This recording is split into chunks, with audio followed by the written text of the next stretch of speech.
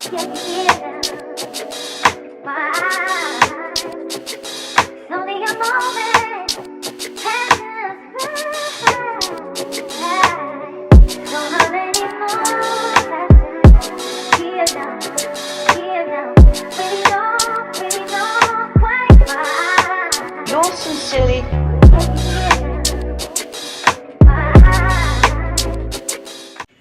y'all! What's up, YouTube? How are you guys doing? It's been Welcome forever. back. It's been forever. It's been months. Sorry. Life. Yeah. Well, you have one kid at home versus two kids at home. It's a very different kind of conversation. Yeah. Our time has been a lot different, so yeah. And we kind of needed it. You know what I'm saying? We kind of needed it with our son being back home to just kind of regroup. Yeah. Figure out the dynamic, routines, things like that. So if you got kids, you understand what's going on this summer. Mm-hmm. So, yeah. We're just going to jump into the episode or the conversation for today. Long story short, we bought a camera to do content with a long time ago. It wasn't that long ago. It was probably a couple months. Yeah. We decided that we weren't really using the camera because we got a Sony camera rather than getting Nikon, which I'm more familiar with. We decided to do something different, get a new camera. Neither of us had the time to figure it out because we were already heavily into content creating at that point. Yeah. So we just bought a camera hoping that would be easy. It was okay, but it wasn't giving. So we decided to sell the camera recently, put it up on Facebook Market, and welcome to the Scamming 101. Y'all beware, Facebook Market is the house, hub, market, sea of scams. Yeah. And for somebody like me, no shade, but for somebody like me, you have to do like heavy work to scam me when it comes to selling something because I ask way too many questions. I am not pressed when you're trying to rush me. I am not one of those people. Like, I'm just not, because I worked in sales and I understand how scammers work.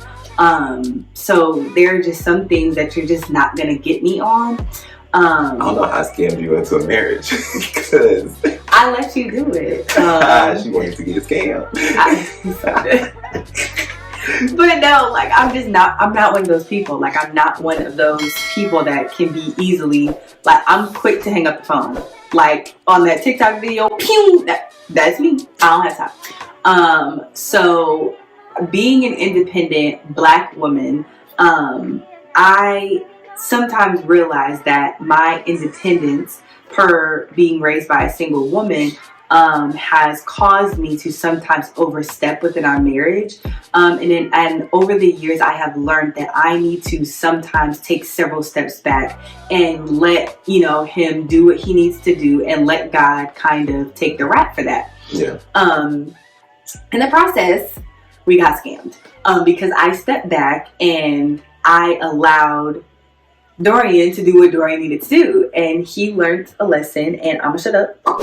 I learned a valuable lesson, and yes, she may ask a lot of questions and stuff, but it wasn't my first rodeo selling a product online. So I want people thinking like, yo, this dude, like how could you type stuff. So it was my decision, and how I kind of got forced into the scam was, to be honest, fueled from greed and just trying to get rid of the product and move forward in what we are trying to do and what we're trying to build. So with all that in the back of my mind, I was not as vigilant as I should have been. You had an intention, an end goal, and it was like by any means necessary. Yeah, it was definitely by any means necessary. And again, like I've done these type of transactions online before, multiple times on both ends, selling and buying. So I know the words, I know the lingo, and everything was going fine. So to not get into detail, everything was going fine until I got hung up on, and that was the reality of the situation where I was like, dang, I knew it. Even though I had went through all my checks and balances as I thought throughout the whole time, and just trying to handle it, even though that she was iffy. She was iffy from what I had. And you were too, but the difference between men and women is when women feel something like an instinct, we shut it down, period. But we're going to get into why we're talking about this and why it's having to do with our marriage. But to not get into that just yet, to let him finish, men don't always move on their instincts, and there's a reason why. So I'm gonna put a pin in this, let him finish, and then I'm gonna pick it back up. Like I said, she was iffy, I was iffy, but at that point of when we separated and the transaction was in my court, at that time it was like, Dorian, you have to show her that you can handle these situations. You've done it in the past before. Yeah, this isn't any different, but because of what's on the line, I have to complete this transaction. I tried to get straight to the solution. That's all she needs to hear is, babe, it's done. Yeah. That's all I wanted to bring back to her, none of the logistics. So I didn't bring that to her. I brought back, hey, we're in a situation right now. A real situation. We're in a real situation. Like, we got scammed out of money. Yeah, we got scammed out of money. Bill money. That we needed. And that day, not like needed as in, rainy day fund, or no, we needed it that day. Like that day. Yeah. So it was, we're in a situation and now we have to get out of it quickly in the most legal way that we know. Yeah. And then not only get that, but then get what we were intending on getting for the camera. So we pretty much needed double of what we had to move forward. And so why this was so important for us to share with you guys without sharing, and it's not that we don't want to share, because y'all know we love sharing our nitty-gritty details. However, this situation is still very fresh because it literally happened less than a week ago. So we're still trying to emotionally process and let God do what he's supposed to do before we fully share like the details. But from that situation, we both had moments where we saw the weak spots within our marriage. The first being communication. So I am a stickler for communication, and not communication in the way where you tell me your every move, but I am an effective communicator, meaning I need to know the high points of the conversation. If I need the details, I will ask you, but for the most part, I just need to know point A to point Z, how are you getting there? What is your plan? And if I need to know about points B, M, and P in the mid, fine, I will ask follow-up questions. But I just need to know what your overall plan is and how you plan on making that happen, and if you have a backup plan. And his weak spot is not communicating effectively. He communicates, but it's not effective. And that's kind of where we had a little bit of a setback. Women's instincts, we're quick to be like, pull the plug. But I know that sometimes I go for this is bad, shut it down, rather than actually seeing something through, because I've already went through all of the case scenarios in my head. But there are a very slim chance that I'm wrong. But most of the time, I'm not. And in this situation, I was not. So that sounded so not humbling. To be humble, most of the time I am right, but there are some times that a Taurus gets it wrong. Okay, just a chance. Picking back up the pen of when men feel off. So a lot of times, and I can't speak for all men, but I can speak for my man. When Dorian was with his parents had this thing where they did what our typical parents do, just overstep, always have their hand over you. They just want to make sure that you're good. Some parents have great intentions of wanting to protect, but some parents protect out of fear because of what happened to them growing up or what they failed at growing up. So they protect you with fear as their intention or their forefront. And when it comes to men, specifically black men, they are raised in this kind of bubble where it's like, okay, I'm gonna do everything for them. At least my man, again, I cannot speak for all men, but my black man was raised in a bubble where it's like, I'm gonna do and let you get a little bit of experience. And then the moment that you mess up one time, I'm pulling the rings all the way back. But it takes more than one mess up to learn the lesson. And unfortunately, his parents didn't let him. And they're not bad people. I love his parents to death, okay? So don't come for them because I will come for you, okay? But they didn't let him learn. They didn't extend the leash long enough for him to learn. So when I came on the scene at 14, I kind of just took the leash from them and held the leash instead of letting them hold it. And I kind of took over. So I was overstepping. I was figuring everything out for Dorian. I was doing his homework. It took that situation happening and us processing it a day later for me to realize I messed up. Even though I had nothing to do with the situation, I realized that I took over from where his parents left off, and I never let God have his moment with Dorian, or just life has to have his moment with Dorian. It never backfired because it never caused any issues in our marriage until this scamming situation, because I realized that I have not allowed his instincts to develop. His parents didn't let his instincts develop. You know, nobody ever let him just be. And it kind of made me realize there are probably a lot of men, black, white, Asian, Indian, purple, whatever. There's probably so many men that I had to, all inclusive. There are probably so many men that never got to develop their instinct or their intuition that women have, because there's always a black woman or a strong woman or independent woman stepping in.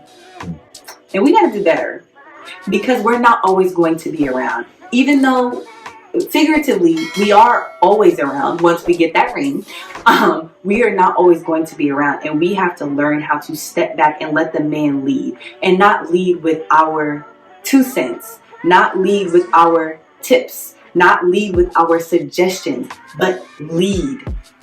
And we say nothing. And Taurus women, I know that is hard, but I promise you, one of the things that I had to learn when I said I do in front of God, in front of my family, in front of my child, in front of the animals and nature that was around us, was I had to let my man lead. And that meant that my Taurus horns had to take a backseat. I'm not saying that you can't be strong, independent as a black woman or as a woman in general in a marriage. I'm not saying that. But I'm saying if you are trying to lead and have a biblical marriage, you have to stand down sometimes. You have to let the man lead. You have to make him make decisions. You have to let him make those choices. And he's going to fail. It's inevitable. I'm so sorry. Unfortunately, we have to. Y'all gonna fail. We have to. And in those failures, you build character. You build tenacity. You learn lessons. And that's for all men. You are going to fail. It is inevitable, because you're not perfect. You may be fine. You may have money, but you are not perfect. You will fail. And it's okay. It's okay. Oh, I know that. It's okay to fail. You're not going to get it right all the time. I don't get it right all the time. 90% of the time. But these lessons, these L's that you take, are literally set up to make you a better version of yourself. Not just for you, but for your spouse, for your children, for your community, for your family, for your friends, for your mentees, whatever, for your employer, employees. Like, you have to learn those lessons. And sometimes it takes the strong person, woman, friend, family member in your life to stand down so you can do what you got to do. It really challenged our marriage. It's like all of the words in my mouth. It really challenged our marriage, like, in a real way. And, being influencers, it comes across to people that we're so perfect. Our relationship is so great, or whatever insane things that you guys believe. We miss it. We still people. We are still people. Even though we've been together for 11 years, we've been married for 6 of those 11 years, known each other for almost 15, 20 years. Yeah. Don't say, dang, 20? Our peers, our millennials, half of them ain't even married. Like, yeah. And we're 30. Like, some of us are in our 30s, and some of us aren't married, or we're just meeting our spouses and our partners at 30 or beyond. But we've kind of worked out the kinks. We worked out the living together before marriage kinks. We worked out the having kids super young kinks. We've worked out and still working through financial woes. You know, these are things that typically people get divorced over, but we work through all of those things as a couple, as individuals, and as just people before we said I do. And now our arguments are like petty. One thing this has taught me is that Britnee is really for me. You have to call me Britney. Calling me Britney sounds weird. Well, I have to announce your name so people don't get it misconstrued. Because babe is everybody's international language, but they both. Fine. Britnee Takia Alphin is mine. Watch that cuss word now. And I say that because we had our moment where we both were frustrated from the situation. And she had every right to be. You know what I'm saying? Like, man, when we mess up, we have to eat that L in every way, shape, and form. From, you know, feeling bad on the inside from the mistake that we did, and then from our significant other, because if y'all are one, y'all both going through that situation, especially when they let you take the lead, knowing that it was a fail, but they wanted you to walk in it because they needed you to learn that lesson for the future situations that's going to kind of mirror the one that you're in. So it taught me a lot. It definitely taught me a lot. Again, it wasn't my first rodeo. I've never been scammed, but for the intentions that I had, now I understand that going forward, if there's something on the line, I need to cover all my bases, in my communication, like she said, needs to be more effective. And I have no reserve for keeping information to myself now, because I understand it is a weakness. Now I want to work on it. Now I want to practice it and make it a strength. But that's not to say that I still won't communicate with her in an effective manner. It's just understanding where I am right now and knowing where I want to be, and vice versa. There's things that I possess that she doesn't have, that she practices on a day-to-day basis. So it's just both of y'all coming together and really putting y'all heads together. Two is better than one at the end of the day. And then we have such big egos. Our pride can get in the way, especially if you're the breadwinner or whatever. It's like, no, how you gonna tell me I can't do this, I can't do that? Man, you better put all of that aside, or you're gonna keep learning these valuable lessons. So I'm understanding now, the more that I get older, that she really is my rock. And I can trust her with information. I can trust her with those situations where I feel iffy, because I know that she has my best interest at heart, because it's hers. Her best interest as well. We go through this together. And, you know, we serve a God where he can replace any mistake that, you know, we make. He can fix anything that we decide to do willingly or unwillingly. You know what I'm saying? So the position that we're in was able to be recovered and some, in the manner, in the time manner that we needed it to. Like, we weren't upset at losing the money. It was like this, our faith is so strong now that it was like, oh, God will fix it. And we're so nonchalant about it. I need y'all to understand my position. I was like, God, you will fix this. I'm not praying to you about being upset about the money going. I'm not going to sit here and cry to you. I'm letting you know now that I have an expectation that you will fix this, because we moved in this direction, not with any type of villainous in our hearts. Like, we literally were pure-hearted. We didn't upsell the camera at all. Like, we literally were straight by the book. Like, literally just trying to do the right thing to meet you halfway. And it turned into a moment for us to have a lesson, because you allowed it. So fix it. I don't care how you fix it. I don't care if we have to work for it. But if we're going to work for it, I'm asking that you open doors expeditiously. And he did. And that just takes a different level of spiritual maturity, because some people have been like, no, God, I need you to fix it. I need that money to appear in my... No. We're at the point now where, God, if we have to work for it, if we have to literally come to your throne and take a trip and a journey there fast to get there, we'll do that. But we just need you to give us favor on the way. Like, I don't care how it gets done. I don't care if it has to be my labor or your blessings, but it has to get fixed today. Yeah. And it literally got fixed the last day that we needed it. Yeah.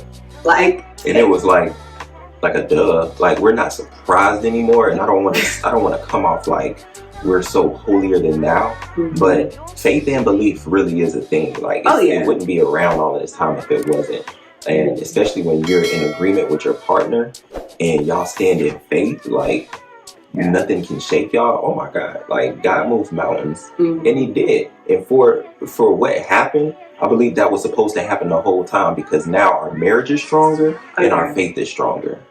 And it's like, dang, I wish it didn't have to go down like that. But God, he's trying to work things out. Right. Because where we're going required that situation. Mm-hmm. So now it's like, bring us whatever. Right. And I think that a lot of times, people think, and I can't speak for all people again, but I think that there's this assumption that, oh, you've been together so long, you don't really go through we do still go through things. Yeah. It doesn't matter how long you've been together. It's just elevated. There are different things. Sometimes, God will test your marriage in ways where you like, God, we're going to ace that test. And you don't ace the test because you've gotten so comfortable. You've gotten in routine. We have a communication system that works for us. It may not work for other marriages or other couples, but it works for us. And we got caught in a moment where we did not exercise our communication model. We were not airtight. And because of that, it showed us where we got relaxed and where we had a weak spot. And this is just one story that happened in a 3-day weekend, and it was in the same area of communication. Yeah. So that part 2. Yeah, that's part 2. Dang. So this is, I'm gonna have to change the title. So this is part 2. Scam 101. We don't talk about that situation. Oh my God. Part 2. But, oh my God. Yeah. So this is gonna make me frustrated all over again. So it's communication. That was the theme of our weekend. It's all balance. Mm-hmm. Fellas, if your wife opens up about that and she lets you know, hey, I'd rather you take the lead because I don't want to give my biased decision or opinion towards everything that's transpiring. Don't take that and run with it so much so that you exclude her from everything. Mm-hmm. Women also still want that sense of power, inclusion in the marriage. So it would be to your advantage to run things by her. You know what I'm saying? They don't have to be every little thing, but the inclusion is definitely a big part of why you guys got together. It helps her realize that you are open with her and that you do value her opinion. So like she said, you know what I'm saying, get that advice. Take all of the pieces. If you want to call your dad, you want to call your mom, you want to call your cousin, cool. Take all of those opinions and perspectives of the decision that you want to make. Bring it to God. Get his final stamp of approval before you make that decision. But again, it is all balance. And these are all things that we're still learning. Even though we've been together for a long time, we're still very young individuals just in life. Yeah. So yeah, we may be learning some advanced things compared to some other relationships, but we're no better than anybody. We don't put ourselves on a pedestal because there's so much more that we're still open to learn, even if they are valuable lessons. That's why we're rooted in God, because we know that he can get us through those lessons without the smell of smoke.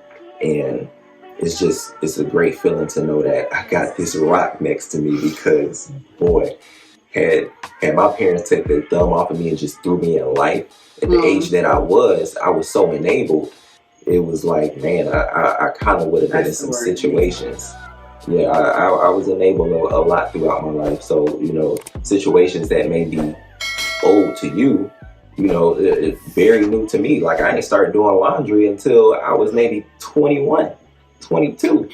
Britnee was doing my laundry back in college. I sure was. I did it like and once. His friends. They were doing it wrong, y'all. I had to do the laundry because they put all of their clothes in the wash machine and it still smelled. And I'm like, you can't shove the washing machine Like, y'all can't shove the wash machine with all the clothes. You have to sort them and put small amounts in at a time. They're like, but that's gonna take all day.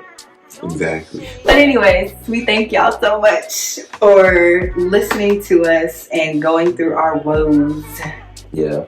We will see you in part 2 because that one is some tea, ladies. Whew. I'm probably not even gonna show up for that No, one. you're gonna show up.